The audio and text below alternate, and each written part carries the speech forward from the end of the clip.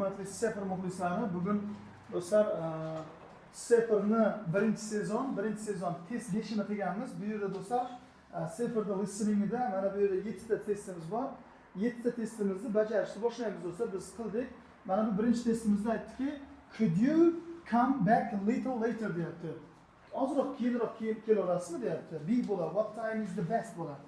Nima bo'lar ekan? What time is the best. Qaysi vaqtda kelganingiz siz uchun eng yaxshi deyapti. Ikkinchisida is that DVD that I borrowed from you deyapti. Ha? Bu yerda aytdiki, mana shu sizdan olgan DVD'midi deyapti. To'g'rimi? Ha? Shunda nima bo'ladi? I will give it back. Men sizga uni keyinroq qaytarib beraman bo'ladi. Bu bo'ladi. Uchga aytayaptiki, bu yerda what did you think about the film? I really love it mana. Men uni juda ham yaxshi ko'rib qoldim. Aytdi, film haqida fikringiz nima dedi? Men uni yoqtirib qoldim. To'rtinchisi do'stlar, bu yerda to'rtinchisida aytdiki, you don't worry about the batteries, do you? That try the news agents. Batareya haqida sizda deyapti, muammolar yo'qmi? Siz bu haqida qayg'urmaysizmi dedi. Aytdiki, yangilik agentligidan foydalanib ko'r. Uniki hali o'lmagan batareyasi demoqchi. 5. 5da aytayapti, I'm so glad that we finally met in person deyapti. Biz men juda ham xursandman siz bilan shaxsan ko'rishib turganimizdan deyapti. Oxir-oqibat biz ko'rishganimizdan desa, ey bo'ladi. Me too after all this time. Men ham juda xursandman, shuncha vaqt o'tib ketdi oradan deyapti. Keyin esa 6. 6da aytdi, how did your math test go deyapti. Qanday qilib o'sha matematikadan testingiz qanday bo'ldi deyapti. Bu yerda aytayaptiki, I don't know the result yet. Men hali natijani bilmayman. 7da bu yerda aytdiki, I'm so sorry I didn't call you last night desa, don't worry. Tashlamang. Hech qisi yo'q deyapti. Ikkinchisi o'tamiz do'stlar. Bu yerda school trip to farm. Demak, fermaga sayohat qilgan ekan o'sha maktab bolalari. Bu yerda aytayaptiki, meeting place nima bo'ladi? School gate bo'ladi birinchisi. Ikkinchisi aytayapti, need to bring. Bolalar nimalar olib kelish kerak? O'ziga ichimlik, a drink. Uchinchisi morning activity. Nima qilish kerak? Feeding the lambs. Lamb degan qo'ylarni oziqlab berar ekan. Afternoon activity nima bo'ladi? Bu yerda aytdiki, climbing walls, devorlarga chiqib chiqish. Return to school nima dedi? Odatda siz maktabda 3:30 ga ketasiz, lekin biz fermadan qaytayotganimizda 45 minut kechroq kelasiz maktabga. Shuning uchun ota-onangizga, qarindoshlaringizga ayting, sizni agar olib ketmoqchi bo'lsa 4:15 da bo'lsin deb. Bu yerda 4:15 PM bo'ladi. For more information dedi, siz mana bu veb-saytdan olishingiz mumkin. Buni harflab aytdi, CAFFERTYS. Cafretisfarm.com dan olasiz dedi. 3-sectionga o'tamiz do'stlar. 3-sectionda speaker 1, speaker 2. Bu yerda tennis haqida gap ketgan. Birinchisi C bo'ladi, ladies and gentlemen. Chunki bu yerda aytdiki, it's a great mental challenge. Men dedi, miyamda dedi, miyamni dam oltiryapman mana shu listening qilgan paytimda deyapti. Tennis o'ynayotgan paytimda deyapti. Tushunyapsizmi? U deyapti, qiyin deyapti. Ammo men o'sha bir nechta nimalar qildim, triklar qilib deyapti, miyamni chalg'ityapman deyapti. Ikkinchisiga nima dedi? H dedi. Ikkinchisini javobi masalan bu yerda I have improved a lot through the working hard. Men tennis ustida juda ko'p ishlab deyapti. O'zimning qobiliyatlarimni yaxshilab oldim. Xo'p, uchinchisiga nima bo'ldi? Uchinchisiga A bo'ladi do'stlar. It helps me to relax. U menga dam olishga yordam beradi. To'rtinchisiga D bo'lyapti. I like the chance to be competitive. Men nima raqobatbardosh bo'lishni yoqtiraman.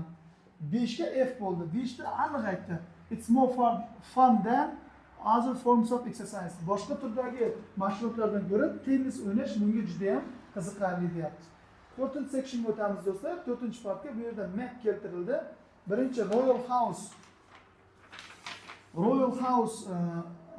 The Reynolds House da aytayapti. Bu H bo'ladi do'stlar, chunki Crowell Store'da, mana Crowell Road'da dedi, bor dedi. Mana bunga yaqin joyda Public Gardens'ga mana H'da turibdi do'stlar. Keyin ikkinchisi C bo'ldi. C'da nima dedi? C'da The Thumb dedi do'stlar. Mana bu yerda Hill Road'dan kelasiz dedi, mana qarang. Hill Road'dan kelasiz, bankka qarama-qarshi tomonda mana C turibdi. The Museum'da F'da topasiz dedi. F qayerda do'stlar? City Road'dan yurasiz dedi, o'ng tomoningizga keladi. Hill Road'dan kelsangiz agar to'g'ringizda paydo bo'ladi. Tushunyapsizmi? Mushni yamni aytadi. Keyin Contemporary Art Gallery. Contemporary degan do'stlar, vaqtinchalik o'rnatilgan, temporary vaqtinchalik, contemporary doimiy. Doimiy art galereyasiga tashrif buyuring. G bo'ladi do'stlar. G. Bu Crowell Road'dan borib, Northga tomon yurasiz va birinchi o'ngdan kirasiz. Tushunarlimi? Keyin Warner Gallery'da ay bo'ldi do'stlar. Bu Public Gardensga yaqin City Roadda bor. Dedi mana eng yaqini mana ay. Oxirisi B, Nucleusga borsangiz B ga boring. Northga qarab yuring dedi, Crow Roaddan. Mana yuramiz. City Roaddan ham yurasiz. Eng northida deyapti nima? Siz topasiz Nucleusni dedi. Mana shu yerda do'stlar 4-partimiz o'z yakuniga yetadi. Part 5 do'stlar juda ham oson ekan bu multiple choice'lar. Juda ham oldingi qaraganda, qilgan testlarimizga qaraganda bunisi oson ekan do'stlar. Mana bu yerda aytayapti do'stlar. What is the new information about the dictionary? Ha, inglizlarning yaratilayotgan yangi lug'atida do'stlar bular onlayn ko'rinishda o'tyapti. E-book ko'rinishiga ba'zi bir inglizlar buni qabul qila olmayapti. Biz endi kitob yo'qmi deyapti. Tushunyapsizmi? Bizning tilimiz yo'qolib ketishi mumkin deyapti bular. E-bookni bular qabul qila olmayapti. Chunki hamma ham masalan kompyuter ishlatmaydi-ku, to'g'rimi? Endi Yevropada u yerlarda ishlatsa kerak, balki Koreyalarda yoki injiq odamlarni nazarda tutgan bo'lsa kerak. Tushunarlimi? Bu yerda aytayaptiki, birinchisiga what is the new information about the dictionary? The printed version might not get released. Nima degan bo'lsa, printer qilingan qog'oz versiyasidagi lug'at chop etilmasligi mumkin deyapti. Released degani paydo bo'lmasligi mumkin. Tushunarlimi? Chiqarilmasligi mumkin. Ikkinchisi what is the woman's opinion of the change? Mana shu lug'atdagi ana o'zgarish haqidagi ayolning fikri nima deyapti? Nima bo'ladi do'stlar bunga? B bo'ladi. It's nothing to worry about it. Hech qisi yo'q dedi. Buni qabul qilish kerak shunchaki deyapti. Tushunyapsizmi? Keyingisiga unday emas-ku, uzr do'stlar. Bu yerda aytdiki,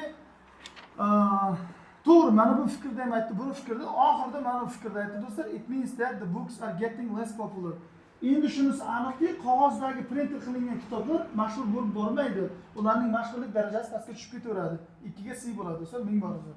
Extract to.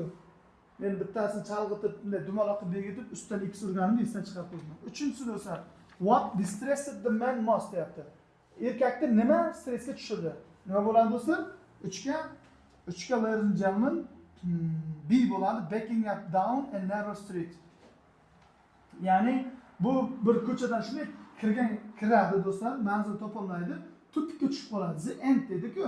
Tupikka tushib qoladi va endi orqaga qanday chiqib ketaman deb o'ylaydi. Juda ham tor bo'ladi ko'cha. O'sha odamni stressga tushiradi. Endi o'sha tor ko'chadan orqaga qaytish haqidagi stressi bo'ladi. Keyin what is a woman reaction to man's story? Erkakning manzil topib kelayotganlik haqidagi o'sha hikoyasi, mana tupikka tushib qoldi, undan chiqib keldi va oxiri manzilni topdi. O'sha haqidagi hikoyasiga o'zining reaksiyasi qanday ayolni?